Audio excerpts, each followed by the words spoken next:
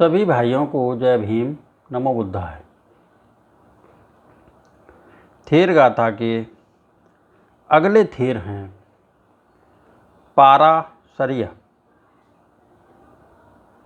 राजगृह के पाराशर ब्राह्मण कुल में उत्पन्न त्रिवेद पारंगत हो ब्राह्मण माणवकों को वेदों का अध्ययन कराते थे। बाद में भगवान से उपदेश सुनकर प्रवज्जित हो परम तत्व को प्राप्त कर पाराशर्य स्थिविर ने यह उदान कहा। छफसायतने हित्वा गुप्तद्वारो सुसंबुतो अघमूलं वमित्वान् पतो मे आसवख्योति। 6 स्पर्श आयतनों को साधकर इंद्रिय रूपी द्वारों को सुरक्षित और संयत बनाकर पाप के मूल को बाहर निकालकर मैंने आश्रमों की 6 को प्राप्त किया है। अगले थेर हैं यश। बनारस के एक सेठ के पुत्र ये विलासी जीवन व्यतीत करते थे। एक दिन वैराग्य उत्पन्न होने पर ऋषिपतन सारनाथ की ओर चले गए। उसी समय भगवान अभी अभी प्रथम उपदेश देकर ऋषिपतन में विराजमान थे। भगवान की यश से भेंट हुई। भगवान से उपदेश सुनकर धर्म चक्षुपा यश प्रवज्जित हुए। तब स्थिविर यश ने इन शब्दों में उदान प्रकट किया। शुभलितो शुभसनो सभाभरण भूषितो तिस्सो विद्या अज्जगम्मी कतंग बुद्धस्य शासनंति। मैं विलासी जीवन व्यतीत करता था, चंदन आदि का लेप लगाता, अच्छे वस्त्र पहनता, सभी आभूषणों से विभूषित रहता था। जब मुझे वैराग्य उत्पन्न हुआ तो मैंने भगवान के उपदेश सुनकर तीनों विद्याएं प्राप्त कर लीं और बुद्ध शासन को पूरा किया। किम्बिल।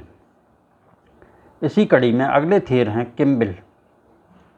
कपिल वस्तु के शाक्य राजकुमार जो रूप पर मोहित थे, एक दिन अनुपिया में भगवान ने अपने रिद्धि बल से उनके सामने एक सुंदर कन्या का निर्माण किया।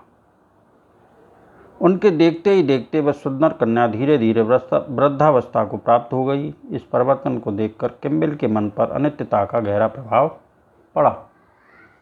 आगे भगवान से उपदेश सुनकर प्रवज्जित हो अनंत पद को प्राप्त हुए। उसके बाद किम्बिल स्थिविर ने उक्त दृश्य को लक्ष्य करके यह उदान कहा। अभिसत्तो व निपतति वयोरूपं अन्यमिव तथैव सन्तं तस्यैव सतो अविप्पवसतो अन्यस्यैव सरामि अत्तानंति।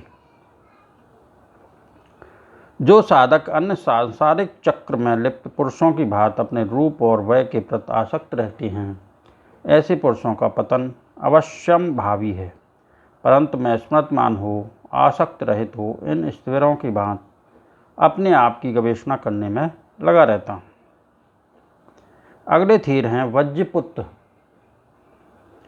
वैशाली के एक लिच्छवी राजकुमार भगवान से उपदेश सुनकर प्रवज्जित हो अरहंत पद को प्राप्त हुए। भगवान के परिनिर्वाण के बाद वज्रपुत्र ने आनंद को कुछ ऐसे शब्द कहे जिनसे उन्हें संवेग उत्पन्न हुआ। संवेग पाकर उद्योगी वो आनंद अरहंत पद को प्राप्त हुए। वज्रपुत्र के इन शब्दों से आनंद स्थिविर को संवेग उत्पन्न हुआ। वे ही इस उदान के अंतर्गत हैं।